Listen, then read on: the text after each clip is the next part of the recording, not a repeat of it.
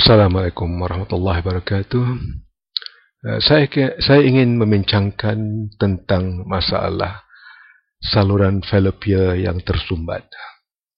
Ini adalah salah satu punca utama bagi masalah ketidaksuburan atau kemandulan wanita. Biasanya kita dapat mengesan sama ada saluran fallopian itu terbuka atau tertutup atau tersumbat dengan melakukan X-ray hysterosalpingogram atau pendeknya HSG, yang mana telah saya bincangkan dalam video bertajuk ujian kesuburan.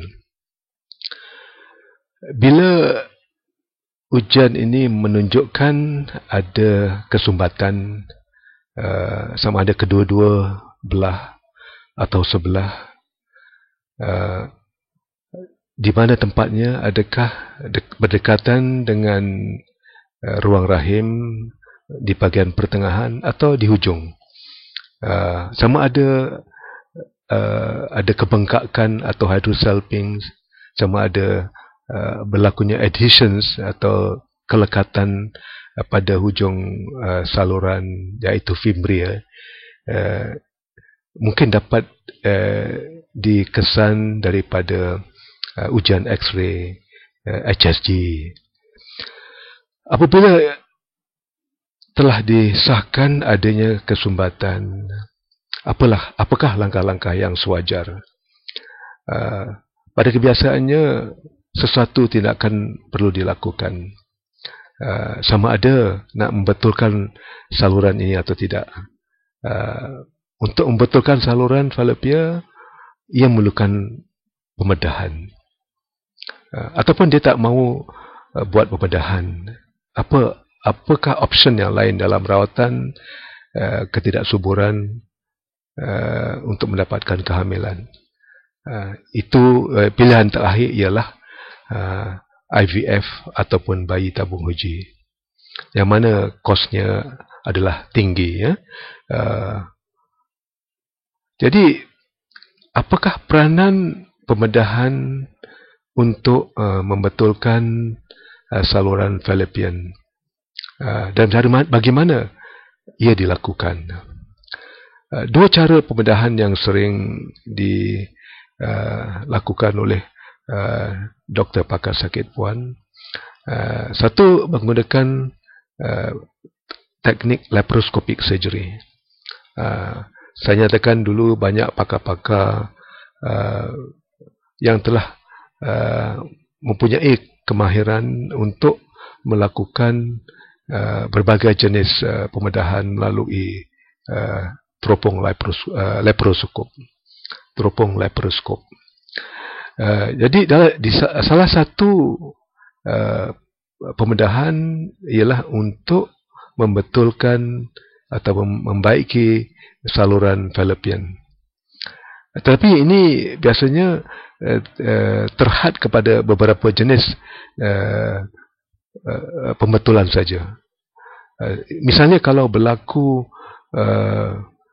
hydrosalpinx ataupun kesumbatan pada hujung saluran, ini boleh dilakukan melalui laparoscopic surgery.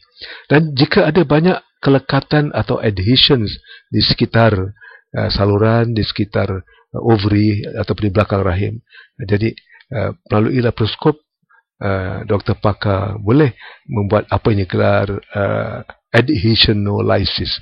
Dia akan membersihkan menggunakan laser atau cautery melalui teropong laparoskop. Tetapi bagi kesumbatan yang berlaku di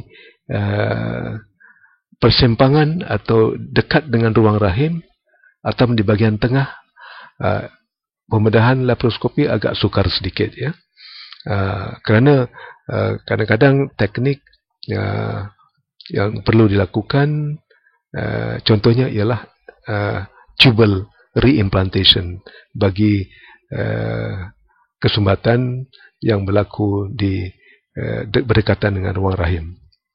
Kadang-kala kesumbatan ini dapat juga diatasi melalui teropong hysteroscopy, iaitu teropong yang dimasukkan melalui saluran faraj ke dalam ruang rahim, dan dari situ ia boleh dibuka dengan alat tertentu kesumbatan yang berlaku antara ruang rahim dengan pangkal saluran fallopian. Ini adalah teknik hysteroscopy dan tubal repair. Banyak juga pakar yang boleh melakukan pembedahan secara demikian. Bagi pembedahan untuk menyambung kerana mungkin kesumbatan berlaku di bahagian tengah fallopian, ini dipanggil tubal reanastomosis. Biasanya kesekatan ini disebabkan oleh proses BTL atau pemandulan yang dilakukan ke atas seorang wanita, mungkin sebab dia telah 3 kali melahirkan secara caesarean, ataupun lain-lain sebab. Tetapi ia berubah fikiran kerana situasi perkahwinannya berubah ataupun berlaku kematian anak, jadi ia nak sambung balik saluran. Ini boleh dilakukan secara juga laparoskopi ataupun dengan kaedah laparotomi. Saya sendiri banyak menggunakan kombinasi kaedah-kaedah yang saya nyatakan, iaitu teropong laparoskopi dan mini laparotomi. Biasanya pada keseluruhan hasil kehamilan selepas dibedah dengan teknik-teknik yang saya nyatakan tadi ialah lebih kurang 50%. Kadang-kadang kerosakan akibat daripada penyakit-penyakit, khususnya penyakit jangkitan kuman yang mungkin berlaku dalam masa puluh tahun sebelum itu.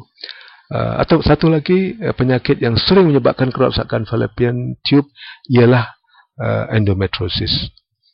Seringkali pesakit endometriosis juga mempunyai masalah kerosakan atau kesumbatan fallopian tube.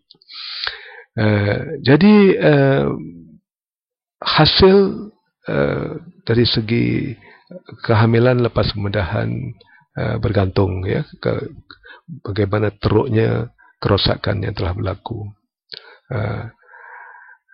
Ini pada keseluruhannya memberi hasil lebih kurang 40-50%. Tetapi ada satu lagi risiko yang perlu diingati. Kalau mengandung, eloklah pergi jumpa doktor secepat mungkin, kerana ada kemungkinan kehamilan berlaku di saluran ataupun ectopic pregnancy. Cara lain untuk merawat kesumbatan saluran falopio ialah dengan kaedah alternatif terapi, yang mana saya akan bincangkan dengan lebih lebar lagi dalam video yang lain. Sekian, wabillahi taufiq wal hidayah. Assalamualaikum warahmatullahi wabarakatuh.